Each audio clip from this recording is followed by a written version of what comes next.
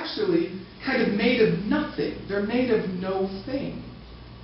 So to do that, to welcome them in, is a very profound spiritual practice.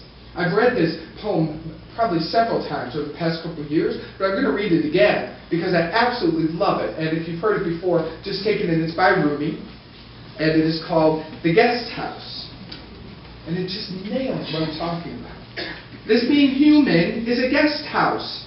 Every morning there's a new arrival, a joy, a depression, a meanness, some momentary awareness comes as an unexpected visitor. Welcome and entertain them all. Even if they are a crowd of sorrows who violently sweep your house empty of its furniture, still treat each guest honorably. He may be clearing you out for some new delight. If I may edit Rumi, I would take out the maybe, and I would say, he is clearing you out for some new delight. The dark thought, the shame, the malice, meet them at the door. And here's the key, meet them at the door laughing. And invite them in. Be grateful for whoever comes, because each has been sent as a guide from beyond. That is just freaking profound, people. That is like, breathe that in.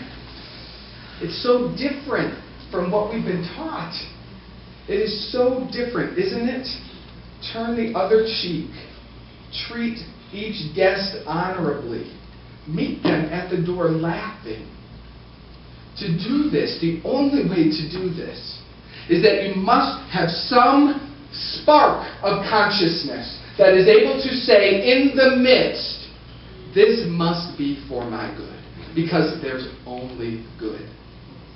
That's the premise and the basis upon which our spiritual maturation and evolution unfolds. We embrace the idea that there is good here and it is for me. How many times have I said that in the past 6 years? I don't know, but I know I'll say it a lot more in the next 6.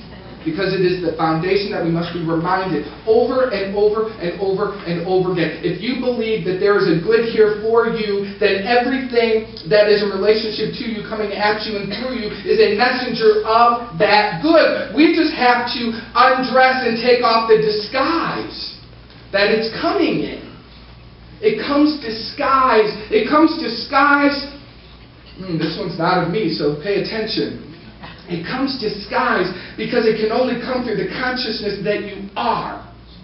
You have a consciousness that is split and divided, so the good has to come through a split and divided idea. So, not because it's true, but because that's where it meets you. If your consciousness is perfectly clear, it can come effortlessly as good. Does that make sense? You're influencing the message. Yes. You are decorating it. Not intentionally, it happens before you know, but the good that is coming your way, it like comes towards you, and right about here, it gets decorated as, I can't pay my bills. Right?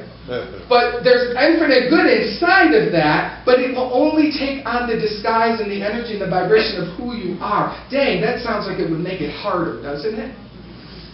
But actually, there's perfection in the fact that that's how it works. Because if it were disguised as someone else's, oh, you'd be in trouble.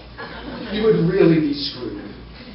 But the fact that the way our good comes, sometimes disguised as sorrow, pain, suffering, because it comes in that way so personal, so connected, sometimes like to the cells of our being, the perfection of that is that it's inside of us.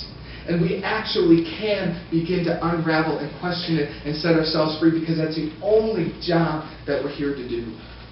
Ernest Holmes says, no one can rob us of our own soul, and our spirit is already one with the eternal goodness. Our spirit is already one with the eternal goodness. So what is the evil that we're resisting? What is that evil? Beliefs about ourselves that we think are true, secrets, addictions, compulsions, things that we think if other people saw lies that we tell ourselves and others, if other people saw about us, that we would be rejected, that something bad would happen, I would say to you that those are all just symptoms, and that there's something else underlying underneath all of that. That perhaps there's one idea, and that one idea has a million different faces. But if we can stop being seduced by the faces and move slowly in, we'll get to that other idea. And I think that that other idea is this unconscious guilt that goes through the ages. This is not anything you created. You are absolutely not the creator of the guilt that you agree to. You are an active participant. The other thing I want you to know and breathe in, because as soon as I'm saying this, some people are jumping out of their bodies.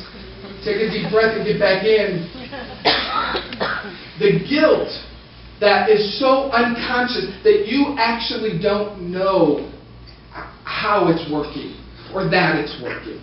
You are so innocent underneath all of that. But the guilt is so deep and it's wired in such funky ways, and the collective consciousness of humanity, the one mind, it's infused in so many different directions that to unplug from that, that's a lot. That takes time and patience and work and commitment to bring that idea up and become free of that. A Course in Miracles, I looked this word up, by the way, in the dictionary, guilt. Feelings of culpability, especially for imagined offenses, or from a sense of inadequacy and self-reproach. And then I looked up the word culpability.